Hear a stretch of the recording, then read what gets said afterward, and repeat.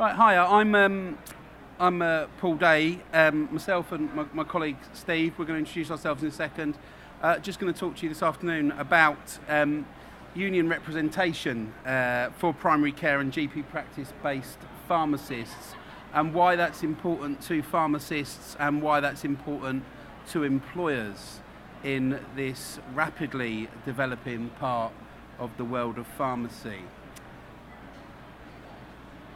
So, firstly, just to introduce myself, as I say, my name's Paul Day. I'm the National Officer for the PDA Union. We're now one of Britain's 30 largest trade unions, with over 27,000 pharmacists in membership.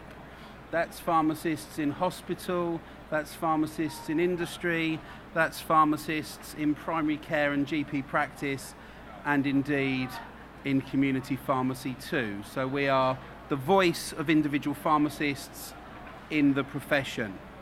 My own background, I've been a national officer of 3 different trade unions, and I've also been the employee relations manager for a FTSE 20 company, as well as been involved in HR functions in a number of different other roles. Steve? My name's Steve Riley. I'm the elected communications officer for the PDA Union, but I'm a pharmacist by background, and my main day role I work with NHS England in community pharmacy and supporting the clinical pharmacy programmes. I also do some work in community pharmacy as well, and have a background in primary care. Thank you. Sit down if you want. So, talk very much about the basics of what it is to be at work and what everyone wants from work. So you can see on there 6 items. These are from an organisation called the Involvement and Participation Association. That's an organisation that's been around for 133 years, helping businesses get the most from their workforce, helping improve relationships at work. So it's not just someone's opinion, it's quite based on over a century of experience and research. And what the IPA, the Involvement and Participation Association, say organisations want from work is a joint commitment to the success of an organisation.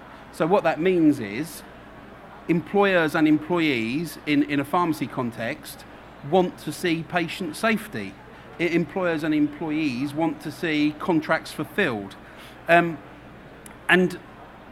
there is harmony there, that both the individual and the organisation want the organisation to be a success. And of course, whether you own an organisation or you work there, why wouldn't you want it to be a success?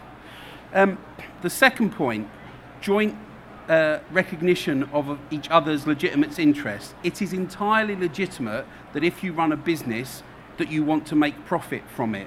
It is entirely legitimate that you want your profile to raise. It is also entirely legitimate that employees want to be treated fairly at work. They want fair reward. They want job security, career progression. These are legitimate interests, and you don't have to sacrifice one for the other. A joint commitment for employment security. Individuals want to keep their jobs. Organisations want to stay in the position in the main that they can still employ people. So harmony again between employee and employer. The quality of working life.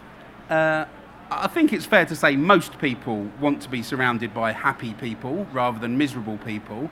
And so every employer should really want its employees to be happy at work, for them to have a fair work-life balance, for them not to have workplace stress, for them not to be carrying the burden of that organisation's success on their shoulders because someone's decided to under-resource their work. A joint commitment to operate in a transparent manner. Who would want to keep secrets from each other? Who would want to lie to each other? If you work somewhere, it's right, you should want to know what's going on. It's right, if you're running a business, you should want to tell the people that are delivering that business what's going on.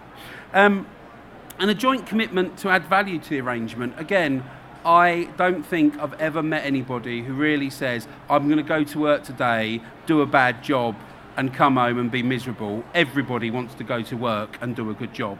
And again, whether you run the business or you're part of that business, or that organisation, you want to do a good job. So here's a statement just for you to ponder through the rest of this presentation. It's one from the former General Secretary of the Trade Union Congress, actually, and the Trade Union Congress, the TUC, is the umbrella entity for most trade unions in the UK. And I'll just read that aloud to you. Good employers have nothing to fear from trade unions and everything to gain. Contrary to some of the myths peddled by the anti-union employer brigade, relationships with unions can prove to be a very worthwhile asset to any business. I just want you to think about that as we go through the rest of the presentation. Is working with a trade union an asset or a cost? Is it a useful thing or not? So, again, so just a little bit of research here.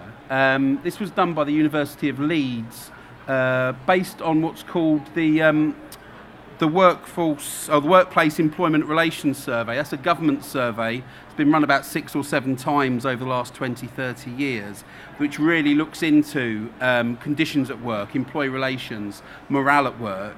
And the University of Leeds team did an analysis of this. And this is just an extract looking at the benefits of trade unions in the public sector. So these are public sector only.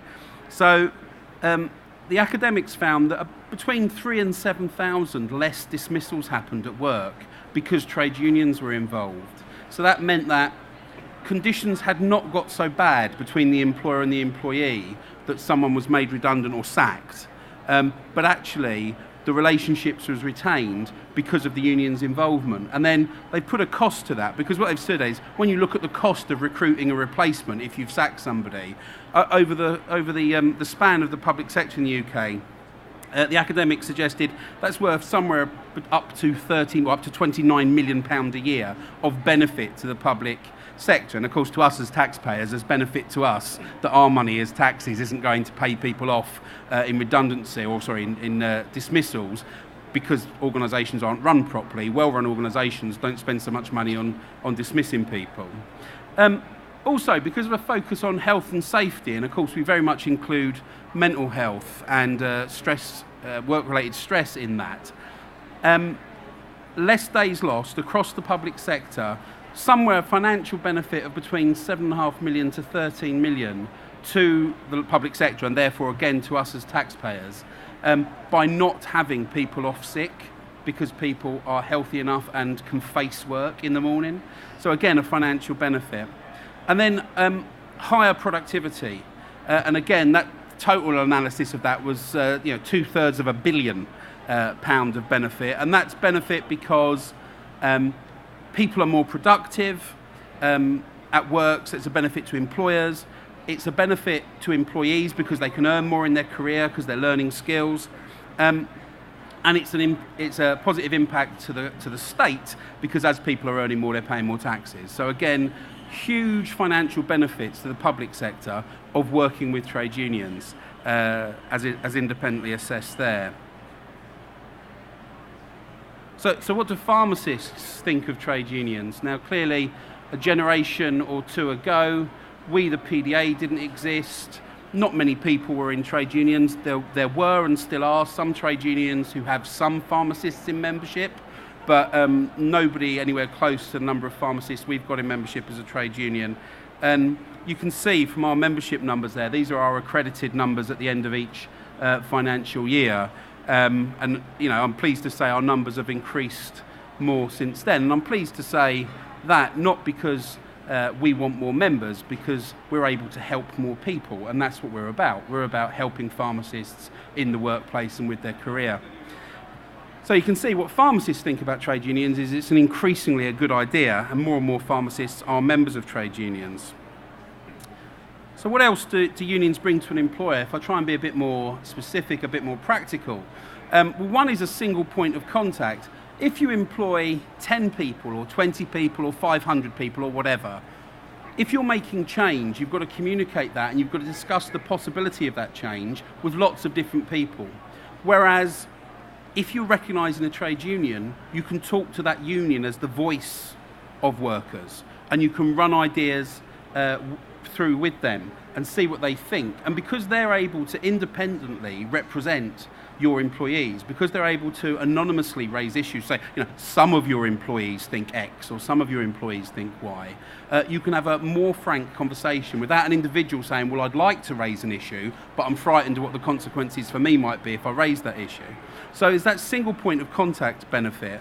And part of the benefit of that is the second point, that we as a trade union understand about employee relations, and we understand about employment law, and we understand about the sector, and we understand, because bear in mind, we've got 27,000 members, we've got 27,000 pharmacists helping us get the right answers on things, and we understand about the job. So you're having a conversation with informed people who can work professionally and impartially on those issues.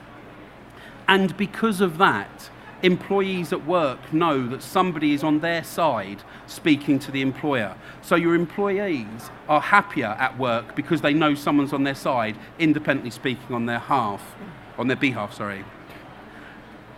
in working with employers, we help prevent and fix problems, but we'd much rather focus on the prevention and work with employers to make sure the issues don't come up in the first place. And you have to bear in mind, pharmacists are already their members. So if they're having an issue at work, we're already involved because they're going to come to us anyway at some point and say there is an issue. But we're able, if the employer will speak to us and talks to us in a productive way, we're able to help and work through the structures and say, well, this policy is a problem, this practice is a problem, sometimes this manager is a problem, and we can work with the employer to resolve these things rather than let them blow up and then the more expensive for everybody solution of having to deal with it in a more confrontational way, a more formal way, perhaps through the court systems or whatever we end up doing. So everybody, employer and employer, find themselves working in a place with better working practices, better working conditions. And the final point I just wanted to make before I hand over to Steve is we help employers get the message out to the workforce because we've had an informed conversation with the workforce, with the employer. We've been able to challenge the employer on the detail. So we're able to do that.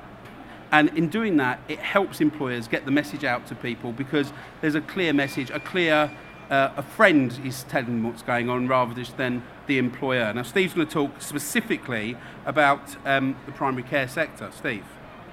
Thanks, Paul. So thinking specifically around the primary care pharmacy sector, and to be honest, everything we've discussed so far will be applicable to any sector of pharmacy, and we do support pharmacists across the profession. Primary care is by no means a new sector, I'm sure you're fully aware. It's been around since the 90s for the Trailblazers. We're getting on about 30 years as a sector, and there's been huge developments, changes as we've gone along. Of late, there's been quite significant investment and work from government levels into pharmacists in the primary care sector.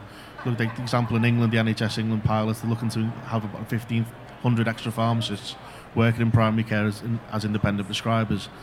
This development in primary care in general has shown a host of whole new development of different employment models for pharmacists in the sector. We've got pharmacists working GP practices directly, either as employees, in some cases working as prescribers, as partners, some cases on a sessional basis for the GP practices. We've got people working, particularly as part of the NHS England pilots and other areas, working as GP federations, employed directly by the federations, working amongst groups of GP practices in various settings and guises. With traditional medicines optimisation, medicines management teams working for CCGs, other NHS structures such as commissioned support units, which add an additional layer of complexities. They're commissioned by CCGs to work on their behalf. We've got social enterprise companies out employing pharmacists to work in various settings in GP practices, other primary care services, addiction services, various elements, utilising pharmacists, employing pharmacists, again, in a different role, different ideas, different models.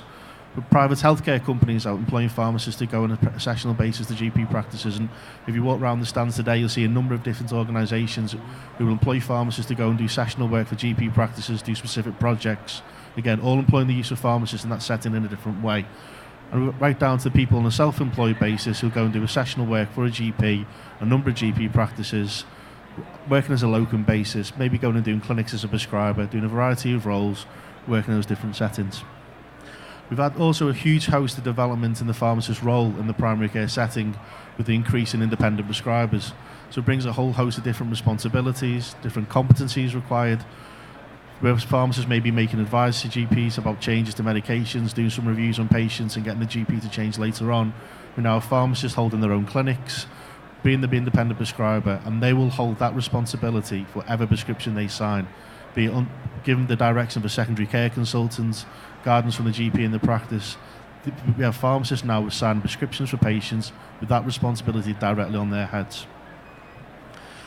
Thinking about the discussions we have with our membership already and items being raised to the various guises, various structures out there, particularly some of the government-funded pilot schemes that are out and about. We've had issues raised around job grades and line management structures. So there's a huge variety. If you look, there's typically around the NHS England pilot scheme, pharmacists are being banded at either Band 7 or Band 8A for a senior clinical pharmacist. If you look at people working independently in practice, those pay structures could be much higher comparable salaries to the Band 7, Band 8A. If you look at the different line management structures available, you have some people working on a self-employed basis, some people supported by a network of senior pharmacists to head of methods optimisation. Some have got a complexity between line management from a pharmacist or as a GP line managing them, who's doing the clinical mentorship. There's a complexity around the employment issues and the arrangements between GP employed and CCG employed pharmacists. We've got pharmacist teams out working in GP practices, employed by CCGs, trying to marry up what's the need of the GP practice, what's their goals, what's their wants, what's the need of the CCG, or can they be aligned? Are they working at odds with the employer? Are they working at odds with the people they're providing the service to? We've got a range of terms and conditions of employment. Depending who you're employed by, you may not be an NHS employee. If you're employed by a CSU or you're employed by a CCG, they're NHS organisations. You'll have NHS terms and conditions, your holiday pay, your sick pay, your increments, your job security. If you're employed directly by a practice, you may have an NHS banded equivalent salary, but you wouldn't necessarily have the terms and conditions to follow you. Like the GP federations, the private employment arrangements, you wouldn't necessarily have the same levels of sick pay, holiday pay, and that level of support you may get as within NHS terms and conditions. We've had issues raised with us and concerns around workload and the supervision of the people they're supervising. So some pharmacists are working expecting to be supervising other pharmacists across a wide patch, supervising other members of the GP practice teams, giving clinical support. What's their responsibility in terms of the workload? They're being brought into a practice on day one, given a huge bundle of prescriptions to sign, asked to take over responsibility for patients they're not seeing yet, they've had no contact with, no knowledge with. In some areas they're getting huge volumes of workload because the GPs can't cope, they want them to do it all instead, and it's having a sensible balance, what they're competent to provide, what should they provide, and what the workload is able to do. In terms of, you think about the directly employed people like in the NHS England scheme, you've got different, in terms of support networks, levels of training are different, things of that nature. So if you're employed via the NHS England scheme, you'll have access to the GP practice pharmacist training pathway, which gives you a level of competency support. If you're directly employed by a practice on a self-employed basis or employed by a small group, what networks have you got access to, what support have you got, what training do you get for your role? If you work for a larger CCG, CSU team, you may have access to wider network, wider support. It will vary depending on who your employer is, what their understanding of your role is, and what their understanding of your needs are. If you think about being employed via likes of an NHS-funded scheme, in the NHS England pilot, the funding reduces down from a 3-year period, and it's expected the practices, the federations, will continue that programme on a self-sustaining basis. But when that funding ends, you need to look at what's your job security and that programme, what their plans for the funding models going forward. Is it going to be sustainable pilot? You're working within that pilot to make sure that you're showing your worth as a pharmacist to make sure your job security is guaranteed going forward. Again, so the expectations versus your competency levels. We've all seen people out there, we've seen numerous people, our members, come to us to support. They've turned up on day one, they've come from a different sector, they've had little training to begin with and expected to jump straight in, doing some complex clinical cases, taking over diagnosis of patients, running certain patient clinics. Newly qualified independent prescribers expect to take on huge volumes of caseload straight away. We need to look at what you're competent to do. You need to understand what is your job role, what's the expectations of what you will achieve, what competency do you need to achieve that safely. And it's all about being safe, giving safe level to patients, and being confident in yourself that you have the right level of training to deliver what you need to do, and you are competent to do that role, which we can support you with. So also, again, the big key thing is having appropriate indemnity in place. Since the number of roles in primary care have expanded and we've changed the depth of what we do, the clinical complexity, it brings in a higher level of risk. it's really imperative and crucial that you have your own indemnity as a professional to support what you do and to support the different roles you're undertaking at the right times. And if you look, for example, at the PDA, we've got the banners either side of us today. It shows exactly what we do, specific cover to cover pharmacists as part of your membership with the PDA and the union to support you in those roles specifically. It's geared up and it's matched to the roles you do, the different competencies you need, and it's to support you the exact activity you're undertaking. And if you look at the GPHC as a part of our professional registration, they've increased the requirements and really key to make sure we have a right level of professional indemnity. So just to give you an example of some things that also happen out in practice, we had a recent situation across England where three CCGs have merged and come together into one organisation. Now within those three CCGs, there were three completely different models of employing pharmacists in the primary care roles. With one CCG employed quite a large in-house team, delivering services across the wide patch of GP practices, big employed team in that model. One CCG had a very small employed team and made use of a lot of self-employed sessional pharmacists across a wider patch delivering services, and they led things from a more strategic viewpoint. The other CCG employed the services of a CSU to commission their medicines management team from as a separate contractor. So we think that when these three CCGs merged together, there's a huge melee of what's the different employment models, who's going to be in charge overall of the team that's left, what's the best route to take going forward with these GP practices, what policies are they going to follow in terms of how you're employed. So you're going to be terms of changes of conditions, it could be changes to salary, it could be changes to roles. Will your role be needed, or will they rationalise things? And then there's all what organisational policy they're going to follow, from which CCG will they follow, which going forward. So would they change your terms and conditions around your sick leave? Could it change your terms and conditions around how your holidays are done, what allowances you have for various staff procedures and policies? So there's a whole host of different varieties they're brought together in one go. And it shows the key things the union can work together with that organisation at the start to develop the policies to best support the membership going forward, protect the interests of the pharmacist within that employed, to make sure you get the best outcome, support you in that process going forward, to make sure you're treated fairly and appropriately. But links into what Paul said before, a merger of three CCGs is a legitimate process. It's a legitimate thing to happen. They will need to make changes to how certain things are done, how the employment model is. We can work with them to support that process and make sure we get the best outcome for you. You're treated appropriately and correctly and fairly through that process. And the key thing really, it's better for all of us if the union is part of that finding solutions rather than us addressing the shortcomings later on. We've got 27,000 members and pharmacists across our membership, a huge number work in primary care. We will be working and liaising with these organisations by one way or another.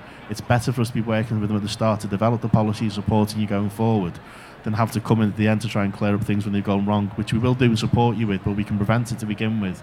It's a much better outcome for everyone involved. Thanks, Steve.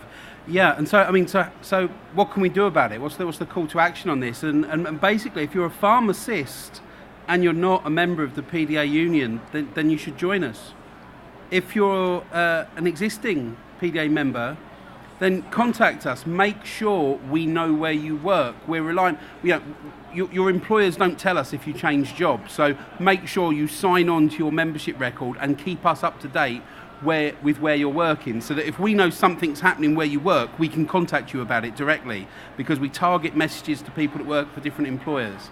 And if you're an employer, then contact us to talk about how we can work together, because we want to work productively and positively with employers for the benefit of everybody, rather than find ourselves coming in when things have gone wrong.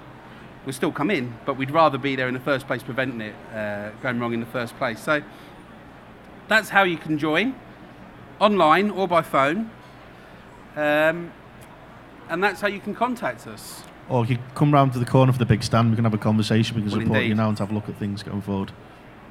And so we've time for some questions, if anybody's got any. Oh, here you go at the front. Oh, here we go. Yeah, the NHS England pilot, obviously that started a few years ago. The pay de-escalator, the 60-40-20 funding is due to run out soon in the new year. Have you got any ideas on what's likely to happen to the employment status of the pharmacists at the other end of that process? Has there been any developments or any information coming from NHS about that whole area yet? Do you want to? Thanks, Mark. It's in terms of that process, so the funding to support the pilot programs, Mark said, is a de-escalation level of funding, 60, 40, 20. When the sites were all approved and going forward, part of that process was for them to show that they had a sustainable model and where they were going to get the additional funding from to keep it going, running forward. But the goal has been that those models would show that from the pharmacist work in them, that the cost of having the pharmacist is actually is far outweighed by the benefits they bring to the GP practices, federations. All these pharmacists who are employed in this model are employed directly by either a federation or the GP practices. So it will be their responsibility to keep those, look at where the resources deployed going forward, how that model is going to be sustained, what happens to those employees. But anyone employed in those models, because you've been employed for more than 3 years, you have full employment rights. So it's not just a case of if pilot funding finishes and the wave say thank you very much. You need to either properly consult with about what is going to happen to your employment going forward, which we as a union can support you with. But the goal will be that those models should be self-sustaining after the programme pilot funding runs out, and they will have had to identify how they're supporting that programme, where the funding's coming from going forward. Yeah, and I'll just add to that as well, though, if that particular GP practice or federation isn't making best use of the clinical skills of the pharmacist, they might not see the value. So that's the other thing. We're trying to help those employers get the most value from their pharmacists, so that it's a no-brainer that they keep the person employed. But if they haven't been using them properly, they may not. We had another one at the front. Thank you. Thanks for that, it was really interesting. I'm just wondering, are there any advantages to employers to not engaging with unions that might ultimately be prohibitive to getting them engaged? Well, yeah, I can come back on that, I think, with that quote. If you're an employer and you want to mistreat your staff, you might get away with it for a while if there's not a union there, for example. If you think you have all the right answers and you don't want to listen to your staff, you might appreciate the benefit, in quote, of not recognising the trade union and not listening to your employees. But basically, I think the key thing about this is trade unions aren't some external entity that come in with an agenda to somehow influence organisations. Trade unions are the employees. So we're just the mechanism by which the professionals that are undertaking pharmacy get to exert their voice and their influence on the employer and their workplace and their daily experience of what it is to go into that workplace. So we're a vehicle for that. So if you think it's an advantage not to listen to your own employees and you think it's an advantage to just do what you like with people, then you might see that as an advantage of not working for a trade union. But as per that quote, if you really want to listen to people, if you want a better workplace, then we'd certainly say it isn't fully an advantage. Any more questions? We're about on time. Done. As Steve said, our stall is literally the other side of this wall, and you can win £200 because we've got a competition, so there's an opportunity to come see us as well. And so we'll see you later on, or indeed come and ask us questions now as the mics go off. Thank you very much for your time.